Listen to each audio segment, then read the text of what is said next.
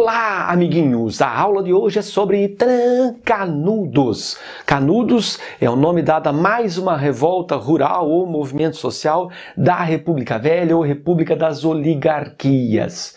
Originalmente, a região de Canudos era uma fazenda abandonada no sertãozão da Bahia, aí fronteira com Sergipe e Pernambuco. Canudos, essa fazenda abandonada, acabará sendo a segunda maior povoação da Bahia, perdendo apenas justamente para a capital Salvador. Canudos, de lugar nenhum em 1893, 3 anos depois já continha 25 mil moradias. Isso mesmo, 25 mil. Uma população estimada entre justamente 25 mil e 50 mil moradores em Canudos em apenas 3 anos, ou seja, o movimento cresceu muito rapidamente. E por que esse movimento de Canudos? Por que o vilarejo de Canudos, ou Belo Monte, como eram chamados pelos seus moradores da região, cresceu tanto? Quais os fatores que explicam o crescimento, o surgimento de Canudos? Ora, a concentração fundiária, um problema crônico no Brasil, que você pode encontrar as raízes ainda no Brasil colônia, permanecer no Brasil Império e se intensificar na República Velha, uma vez que o poder dos coronéis advinha do controle político e econômico, politicamente através da República dos Coronéis e economicamente através do controle do latifúndio. A miséria e a fome da população intensificada pela região de seca, pelo meio hostil em que viviam os sertanejos, pressionados pelos inimigos de Canudos, a Igreja, a República e os coronéis, a República que pressionava os pobres com a superexploração do trabalho e os impostos, uma vez que o único elemento que se sentirá de fato com a proclamação da República é a cobrança de impostos. O federalismo instituído na República Velha se refletirá na cobrança de impostos estaduais. E essa população pobre, que muitas vezes nunca vira uma nota, uma cédula de dinheiro, fazia suas transações ainda pelo método do escambo ou então a subsistência, agora tinha que pagar impostos. Impostos que muitas vezes eram superiores ao seu lucro. Os impostos advindos da República.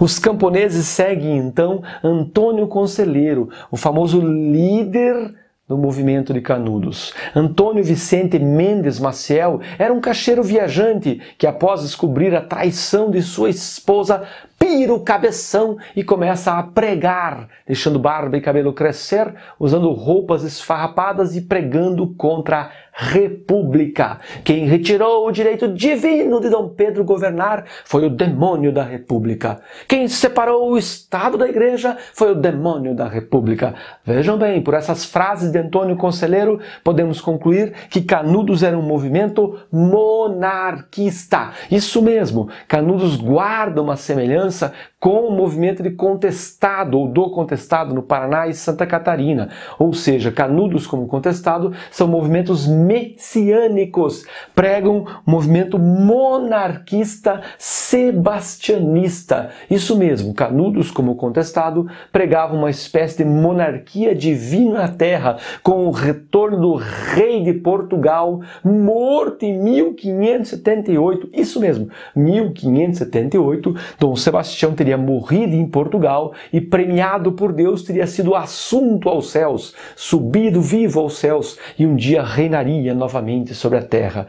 Ocorre que Antônio Conselheiro pregava contra a República e defendia a volta dessa monarquia sebastianista. Portanto, Canudos como contestado é um movimento messiânico, monarquista, sebastianista. Messiânico, que é um rei que vem do céu. Monarquista, porque é um rei que irá reinar, portanto, antirrepublicano. Sebastianista, porque o rei escolhido era o rei de Portugal, morto em 1578. Professor, por que Canudos não escolheu Dom Pedro II para reinar? Ocorre que Dom Pedro II havia morrido em 1891. Sabia-se de sua morte. Então, acabou se construindo ou reaproveitando esse mito português de Dom Sebastião. Vejam bem, uma diferença essencial, por exemplo, para o movimento de contestado é que enquanto o contestado pipocou 19 redutos liderados pelos famosos monges entre Paraná e Santa Catarina, Canudos, na Bahia, se fixou em um único lugar, a região de Canudos, que eles chamavam de Belo Monte. Em Belo Monte, o rio Vaza-Barris era feito de leite e mel, e as barrancas eram feitas de cuscuz. Vejam bem, isso é para que você perceba o nível de fanatismo religioso dos seguidores de Antônio Conselheiro. Canudos, Belo Monte, era uma sociedade igualitária. Apesar da liderança de Antônio Conselheiro e dos seus chamados conselheiristas, os seguidores mais próximos, os soldados que seguiam Antônio Conselheiro, Canudos, ou Belo Monte, era uma sociedade igualitária.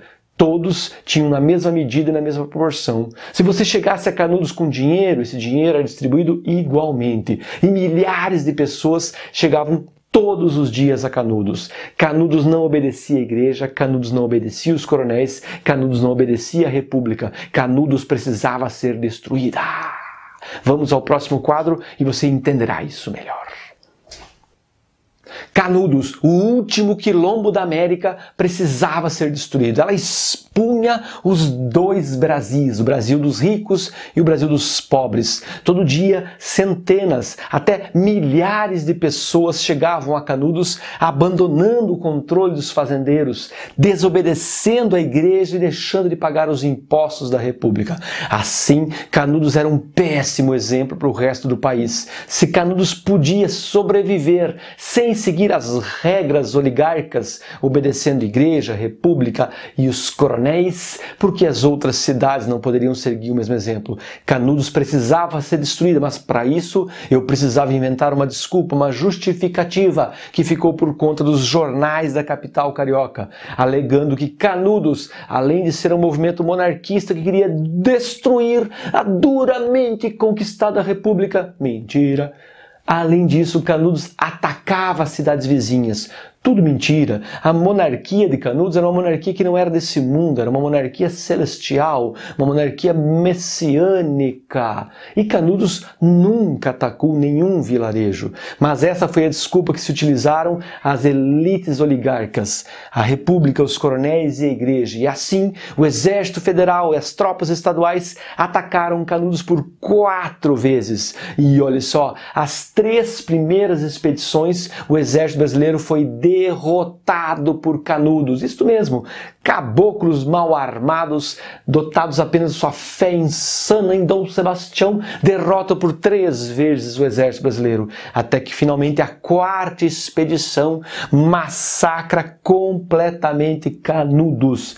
No relato de Euclides da Cunha, esse mesmo, aquele autor, Euclides da Cunha, a obra Os Sertões, dividida exatamente na inspiração de Canudos, a terra, o homem e a luta de Canudos. Euclides da Cunha esteve presente em Canudos, ele percebeu a violência com a qual Canudos foi combatida, descreve, inclusive de forma exagerada, romântica, não literária, 5.000 raivosos soldados diante dos últimos 4 conselheiristas, 2 adultos, uma criança e um velho. Um exagero literário, mas apenas para mostrar a desproporção do exército brasileiro diante dos conselheiristas. Curiosidade, quando o exército finalmente destruiu Canudos, duramente construída pelos caboclos do sertão, pelos mestiços do sertão, Antônio Conselheiro já estava morto, mas eles tiveram ainda a paciência de fotografá-lo. Essa imagem que você vê aí é justamente de Antônio Conselheiro após a sua morte e após ter sido desenterrado. Tu acha que acabou por aí? Os caras ainda cortaram a cabeça dele, colocaram a cabeça numa lata de banha e transportaram a cabeça até Salvador. Aquilo que Euclides da Cunha chamou na totalidade de a vergonha do exército brasileiro.